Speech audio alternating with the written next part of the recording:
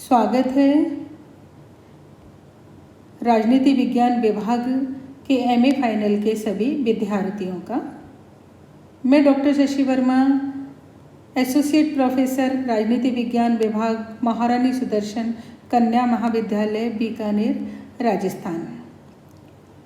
सर्वप्रथम हम ये जान लें कि एमए उत्तरार्ध में कौन कौन से मुख्य प्रश्न पत्र पढ़ाए जाते हैं।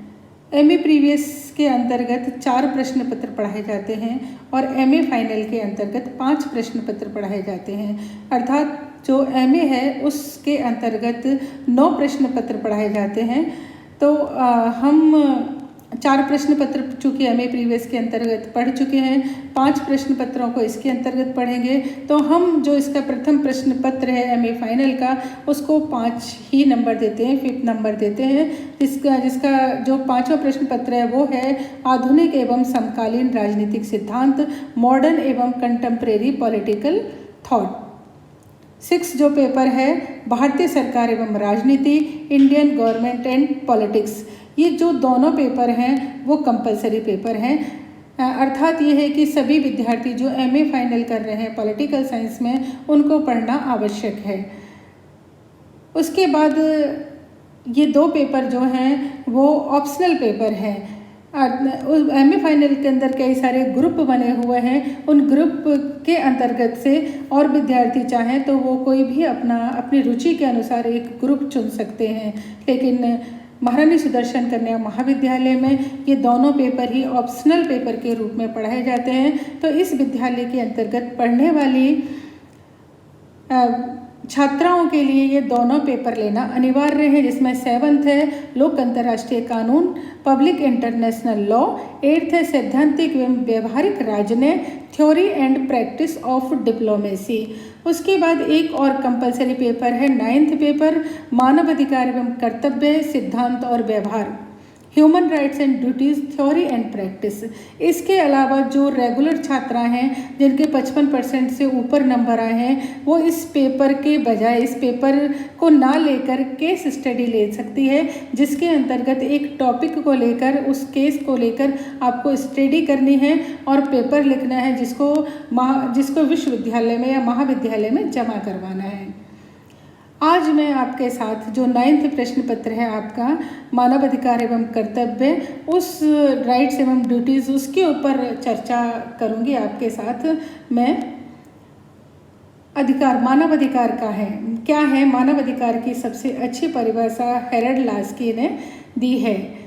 अधिकार मानवीय जीवन की ऐसी परिस्थितियां हैं जिनके बिना सामान्यतः कोई व्यक्ति अपने व्यक्तित्व का पूर्ण विकास नहीं कर सकता। प्रोफेसर लास्की कहते हैं कि जो मानव आज जिस उन्नत रूप में हमें दिखाई दे रहा है, उस उन्नत रूप में दिखाई देने के पीछे सबसे बड़ा जो कारण है वो है कि उसने अपने अधिकारों का प्रयोग किया है। एक व्यक्ति के जो अधिकार होते हैं वो दूसरे व्यक्ति के कर्तव्य होते हैं। एक व्यक्ति जब अपने कर्तव्यों को करता है तो दूसरे व्यक्ति को अपने अधिकार प्राप्त हो जाते हैं। कि जिस तरीके से एक माता पिता एक बच्चे को जन्म देने एवं उसके पालन पोषण, उसकी शिक्षा के अपने कर्तव्य को पूरा करते हैं, तो एक बच्चे को अपना अधिकार प्राप्त होता है और वह एक उन्नत मनुष्य के रूप में समाज में रहता है।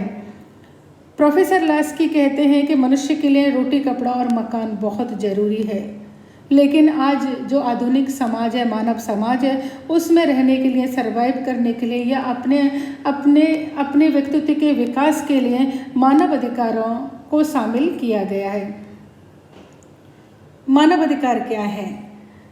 मानव को मानव होने के लिए आवश्यक अधिकारों से है। अर्थात यदि मानव अधिकार प्राप्त नहीं होते हैं मानव अधिकारों को, तो वो मानव नहीं कहलाता है। मानव अधिकार प्राकृतिक रूप से प्राप्त होते हैं, अर्थात जब मनुष्य जन्म लेता है तो उसको मानव अधिकार प्राप्त हो जाते हैं। मानव को बाद में जब वो बड़ा होता है, या प्रत्येक राज्य के अपने मूल अधिकार भी होते हैं, तो राज्य के द्वारा जो दिए जाते हैं, राज्य के द्वारा संरक्षित जो होते हैं, वो मानव अधिकार, वो मूल अधिकार होते हैं। लेकिन मानव अधिकार जो है किसी भी व्यक्ति को अपने जन्म से, प्रकृति से प्राप्त होते हैं और उसकी रक्षा, उसको संरक्षित मानव के द्वारा, समाज के द्वारा और राज्य के द्वारा किया जाता है। ये अधिकार प्रत्येक मानव को मानव परिवार का सदस्य होने के नाते प्राप्त होते हैं। यदि एक मनुष्य ने मानव के रूप में जन्म ले लिया तो उसको ये अधिकार अवश्य ही प्राप्त हो जाते हैं। मानव गरिमा और मानव अधिकारों में बहुत घनिष्ठ संबंध है, अर्थात ये अधिकार ही एक मानव को मानव के रूप में या मानव गरिमा को दिलाते हैं।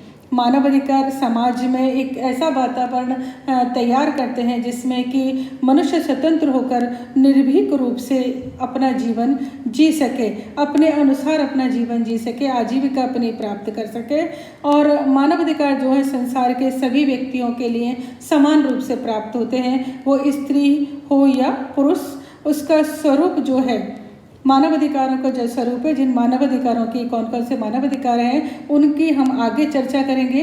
तो मानव अधिकारों का जो स्वरूप होता है वो धर्म, जाति, लिंग, राष्ट्रीयता सभी से परे होता है। यानी कि ये जो मानव अधिकार होते हैं विश्व के सभी मानवों को, सभी मनुष्यों को प्राप्त होते हैं।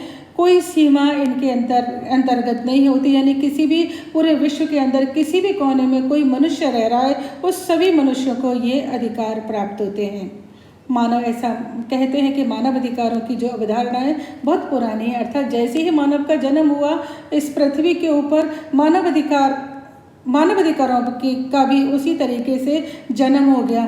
लेकिन धीरे धीरे जब कभी मानव अधिकारों का हनन हुआ तो उसके मानव अधिकारों के संरक्षण का जोर या शोर ज़्यादा हुआ।